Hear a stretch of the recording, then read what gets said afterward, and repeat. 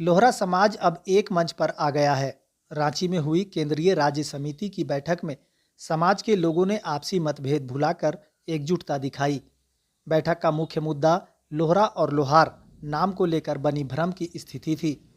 वक्ताओं ने कहा कि इसी असमंजस के कारण लोगों को जाति प्रमाण पत्र, सरकारी योजनाओं और जमीन को कागजात में दिक्कतें आ रही है। अभिलेखों में नाम की गलती से आरक्षण और संवैधानिक अधिकारों से भी वंचित होना पड़ रहा है। इसलिए समाज ने तय किया है कि अब एकजुट होकर समाज से बात की जाएगी।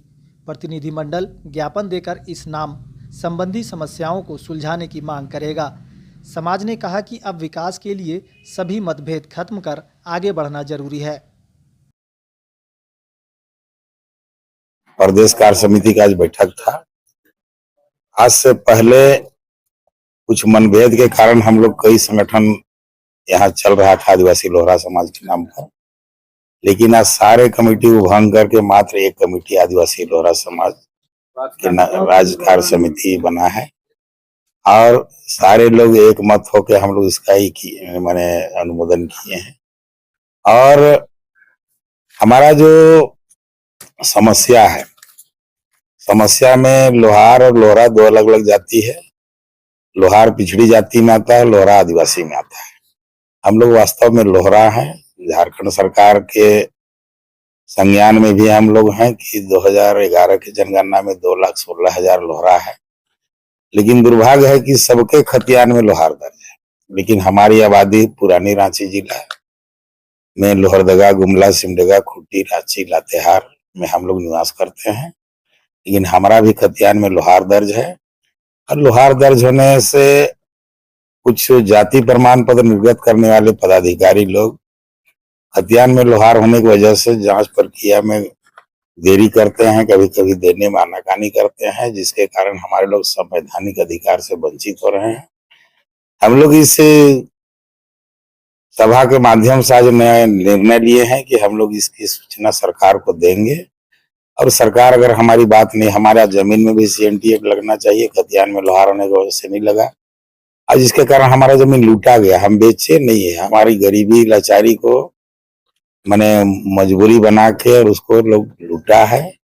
इसको भी हम लोग सरकार के संज्ञान में देंगे। अगर सरकार हमारी बात नहीं मानती है तो हम लोग धरना प्रदर्शन करके सरकार के खिलाफ भी आंदोलन करेंगे। मेरा नाम हुआ बालमुकुंद लोहरा, पूर्व केंद्रीय अध्यक्ष बालमुकुंद लोहरा। सरकार से हम लोग मांग करते हैं कि लगभग राज बने 26 वर्ष हो चुका है और लोहरा जाति कोई नया अनुसूचित जनजाति नहीं है। इसका जो समस्या है बहुत लंबे समय से लंबित है। इसको यथाशीघ्र जो है इसका जो समाधान करना है उसके लिए पहल करे और लोहरा समाज को जो है न्याय दिलाने का काम।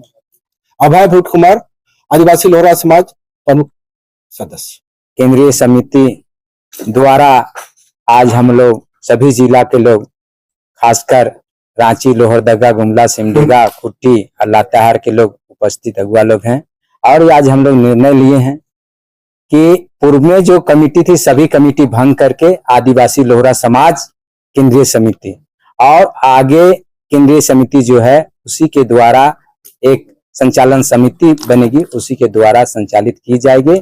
और जो भी हमारे आदिवासी लोहरा समाज के जो मुख्य समस्या है उसके निदान के लिए हम लोग मुख्यमंत्री से ज्ञापन देके और मांग रखेंगे कि इसका जो समस्या है उसका निदान शीघ्र किया जाए, अन्यथा हम लोग आने वाले मानसून सत्र में आंदोलन करेंगे। हमारी चूंकि हम लोहरा है, हम जनजाति हैं, तो हमें CNT का लाभ मिलना ही मिलना चाहिए।